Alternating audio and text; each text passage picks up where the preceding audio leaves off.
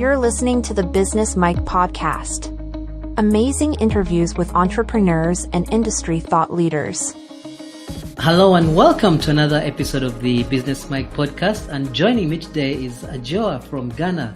Adwoa, can you just let the audience know a little bit about yourself and what you do?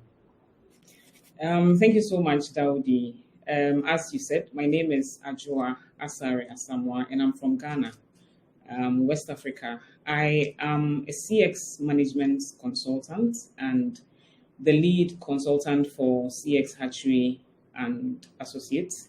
And we support organizations to drive CX to create value, i.e. linking CX to value. And I have close to a decade's experience in customer experience and almost 2 decades experience in the financial industry. And I must say that the customer experience journey has been an interesting one, starting from a situation where customer experience was quite unknown in Ghana to a stage where now we have a long way to go, but it's now more than just a buzzword because the clients I deal with shows that they are aware of the discipline and they are looking to creating value from that. Also, I am on LinkedIn. I am Ahima, the CX storyteller. So I take experiences of otherwise mundane situations and make them extraordinary by identifying the CX issues, experiences or encounters that ordinary people wouldn't make much of. But when I'm able to come out with the interesting CX dimensions, it becomes more than just a story or just an encounter. And it's a way of creating CX awareness, joining hands with all the other practitioners to create CX awareness. So in brief, this is who I am. All right. And obviously with all that experience, particularly the decade-long experience in a customer experience field, how did you end up focusing on customer experience? It's a field that not many of us go to school to study, but through our work, we end up focusing in that area. So for you, what's the story there? Great. So I was in customer client services.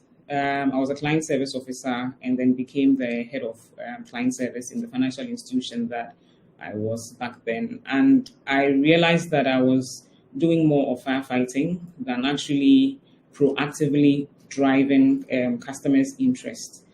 I got the opportunity to take a sandwich program in South Africa on customer experience, and it sort of connected the dots for me because then I realized what I was missing. I realized that I was doing more of operational CX than strategic.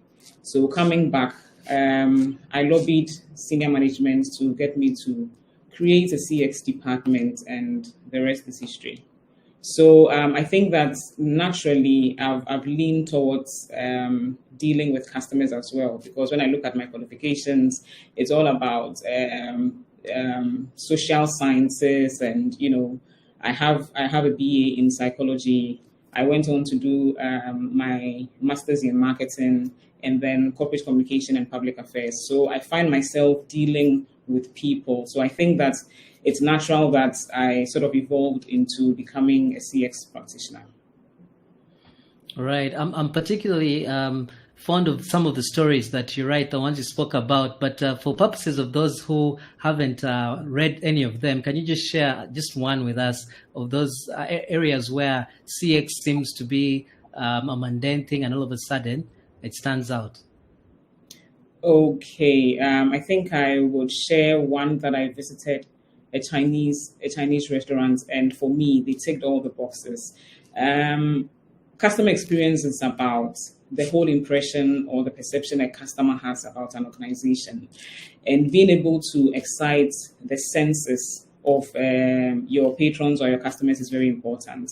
And for me, I think that they were spot on in stimulating all the senses to enhance their customers' experiences. Everything from the parking lot, knowing that they are situated on a busy road.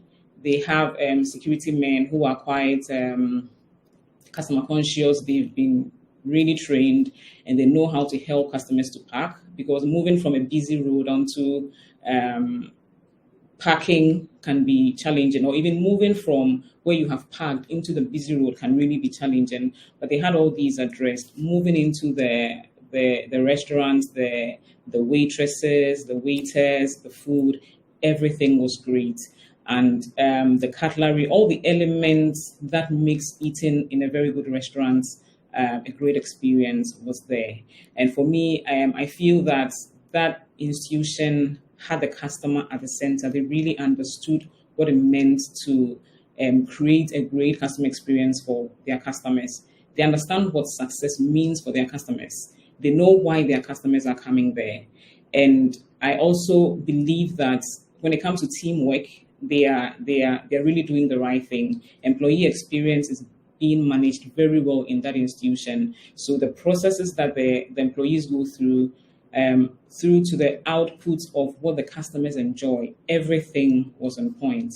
And it was a very great experience for me. And so I shared that. I wanted people to understand what it means to really understand the customer, not only in the financial industry, but also in the hospitality industry.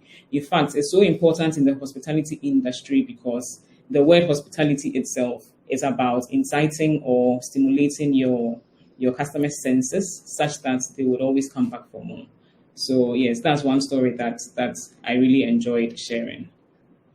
I like what you just mentioned there in your story about them having processes and making sure all the employees are on site when it comes to serving the customers. And everyone listening, I'm sure, has had a wonderful experience from a very small business, probably a business run by a family or an individual. But when it comes to scaling that business, for instance, using the restaurant you mentioned, if they open various chains across the country, systematizing the customer experience becomes a bit more sophisticated. And that's where professionals like yourselves come in to make sure that they have programs and structures to ensure a consistent experience, regardless of where the business is trading. So what are some of the ways entities like that are at scale can try and ensure that their experience is unique? Because having an outstanding individual that clients like in one location isn't beneficial if someone similar isn't there at the other location. So how can they structure that experience? So I believe that irrespective of whether you are a small business or a big business, for me, when it comes to CX, three things are very key. Your people, your technology, your processes. Whether you are scaling up, or you are a very huge institution, these three elements are very key. And also that feeds into having a customer-centric culture. Culture drives everything. Culture guides our behavior. Culture helps us to meet our goals. And within the culture would come the values, the shared values. What values are guiding the principles of the organization? What values are guiding the behaviors of staff?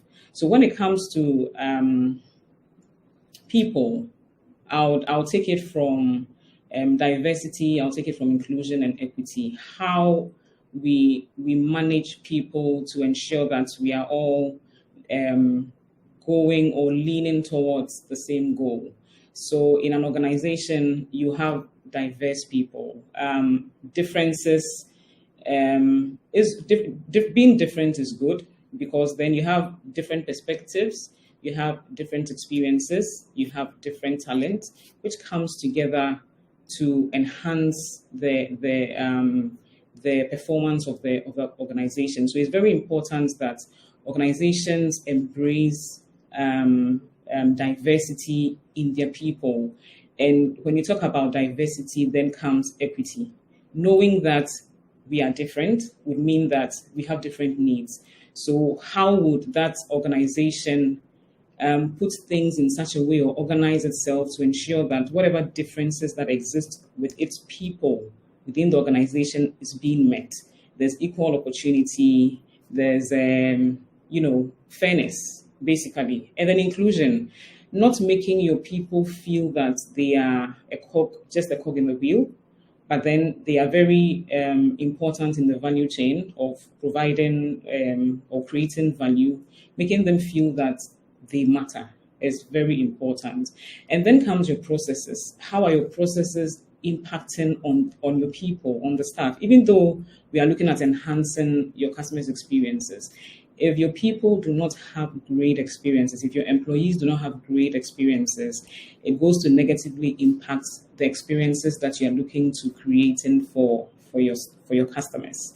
So how are your processes like? The processes should be in such a way that staff see that it is creating value, and not processes for being there just because it is there.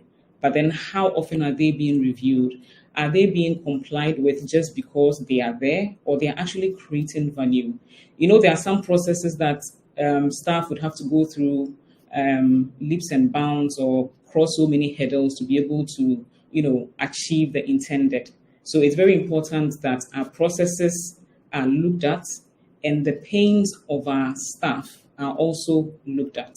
Because if we don't identify the pains in our employees' journeys, we'll end up transferring those pains onto our customers. And then technology. We can't take technology out of the equation when it comes to customer experience, because technology has come to make things easy for us. How are the leaders embracing technology, in that their people, being their staff, do not feel that the technology has come to replace them, but then the technology is there to enable the process and to support them.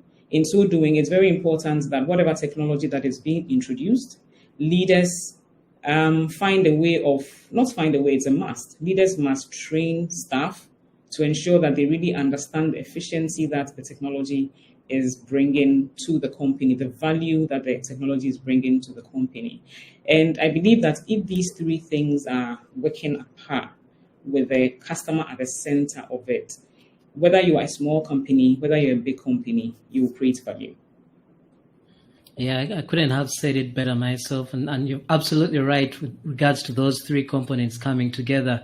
What I wanted to ask you next was to do with the CX professionals or managers in the various organizations. They often face a challenge, which is trying to convince the board or the higher-ups to invest in CX. Reason being, sometimes this particular profession is looked at as not being tangible. It's very hard to prove value. So from your experience and having spoken to various clients, how best do you evidence value for them to go ahead and invest in customer experience? Yeah, that's a great question, because in addition to what I do, I coach CX and non-CX leaders. So, and most of the time, these are challenges that they have, especially with the CX leaders, finding a way to prove to management that indeed what they do actually can result in value.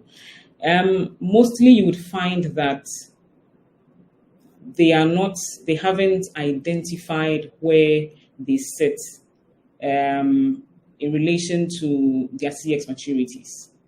If you don't know where you sit or how mature the organization is in relation to your CX readiness or CX maturity, you end up driving interventions that may be too ambitious, or that may not create value. So in my coaching sessions, I try to get them to go through or to assess their companies as to where they are, and then drive the right interventions that will create value.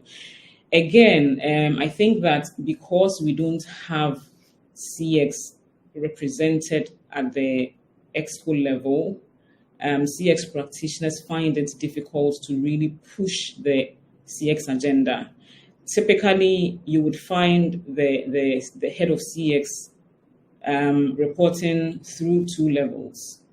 And typically, you would have that being the group head operations, or the head of operations, or the head of marketing and communication. And these are competing departments. So you find that before CX issues get to the expo level, it is diluted. So that is one challenge that it's very critical that institutions see the value of CX and get it represented at the expo level. In any case, we are in business for to make value. We can't make value without the customer. It's a two-way street, which is something I always say. So who then to better drive the customer's issues than the head of CX himself or herself? So those are two main issues that I think, if properly tackled, we can address the issue of linking CX to value creation. Again, issues related to leveraging customer insights, having good customer insights programs, because your insights must link to some value. You can't have your insights and get results that are still related to intangibles. The figures coming out of your results are actually tangible. So it's important that CX practitioners relate those tangible figures to how its impact on the value creation of the institution. Given a typical example, if a certain percentage of your customers are not happy or are not satisfied with a certain service or a certain product, obviously it's affecting their experience. And the likelihood that you can manage them or you can convert them into advocates is very low. And if your customers are not loyal and they are not your advocates, well, then it means that they are looking at the competitor. So then you're losing business. If you're losing business, it's eating into your profitability. So it's very important that CX practitioners understand how the customer's experiences are linked to the value creation efforts of the institution and then work backwards. And when they're able to link the two, as much as customer experiences may be linked to intangibles, you can still connect it to the hard figures, the hard facts, and the hard figures. And when that is done, I believe that management would really see the value creation efforts of the CX practitioners. Yeah, I like what you said. Last week, I attended the CX in Africa Summit, and one of the presenters mentioned one of the ways they got to get backing from the board. It was to start with a very small CX initiative, just something small that actually proves the hard figures. If we do this, we will achieve that. And once they could do that on a small scale, they then bought into our idea and they started scaling it up. So I agree with you on that. And it also ties into the point you mentioned earlier of knowing at what stage of maturity the organization is and not being too ambitious and taking on programs that they would otherwise not be able to handle, both in terms of the personnel, the technology, and the processes, like you had mentioned earlier. So when we began the interview, you gave us a snapshot of where Ghana is in terms of, CX maturity. So I just wanted to know from you what few things you've seen change that are positives, and maybe down the line, your expectations for the future in terms of CX. How far along has it come, and where do you see it going in the future?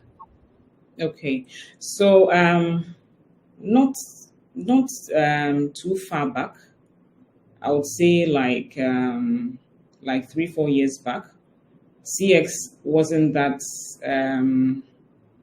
widely known, because if you do a search on CX, you get little information on Ghana or in Ghana. So if you are on the net researching on CX, all the examples you get would be Western international examples. But now I think that with the advent of the CXP Ghana, which is a thriving community of customer experience practitioners, we now have a sort of platform that enables us to discuss CX issues. And I think for me, that is very refreshing, because now we have a place where we can bring CX practitioners together in terms of deepening their awareness, in terms of doing things right, in terms of getting the right information, because there's so much information out there in relation to CX, but how practical they are, how these principles and frameworks can be implemented. It's sometimes difficult. You have so much information to read. I would say information overload, but then you sit back and it's so difficult to put them into practice. But the CX Association has come to make this easy, because then there are other training programs that they run, which also helps with getting CX practitioners understand the right way and the wrong way, and putting value on themselves. One critical area that I would love to see is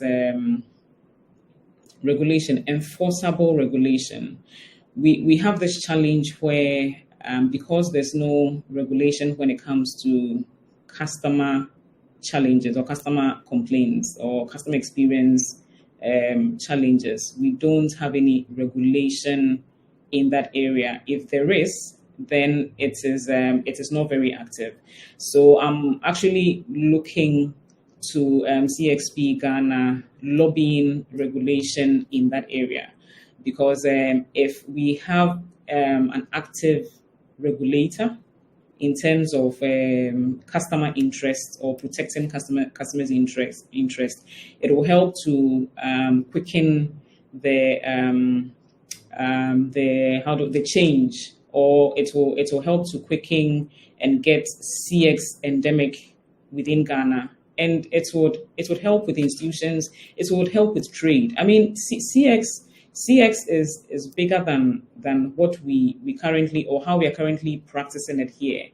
But I believe that with a regulation where customers know that they have a place where they can complain, or they have a place where their interest and their rights would be protected, it will go to facilitate how the awareness creation is even being deepened, and also getting the regulation will also help in getting CX issues at the forefront in institutions, getting CX issues at the ESCO level. I believe that when there's regulation and there are directives and there are policies that institutions are supposed to comply with, it will change how institutions see CX in Ghana.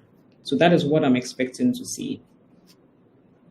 Right. And as we come to the end of the interview, could you just share some parting words with us in terms of any advice you'd give to a business owner or a decision maker for a business who does not necessarily appreciate customer experience? What would you share with them in terms of the value of customer experience and how it relates to their business?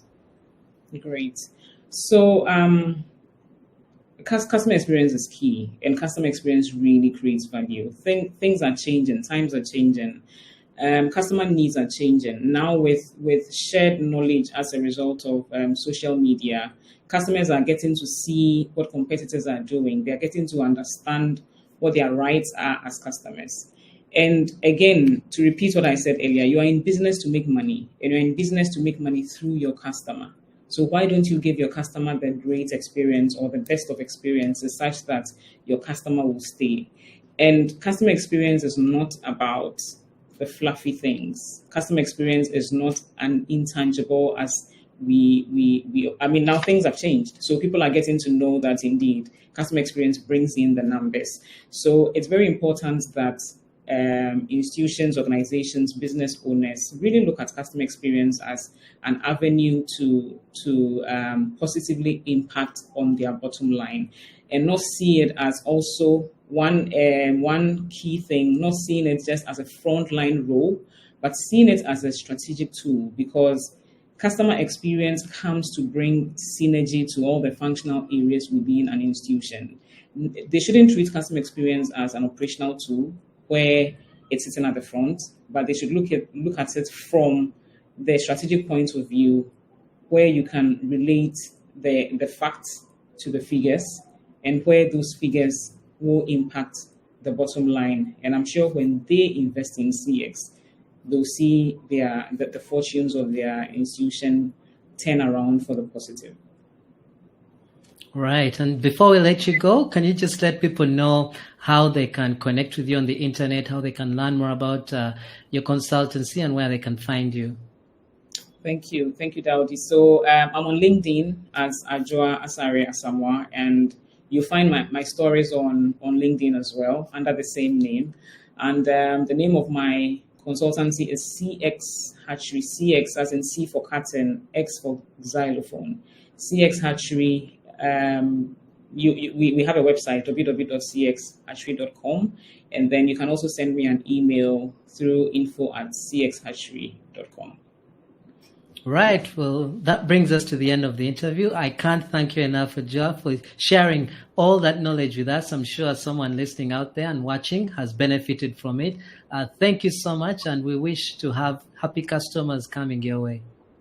Thank you, Daudi, and thank you for the great job you're doing to create CX awareness and to also bring practitioners together to share their knowledge.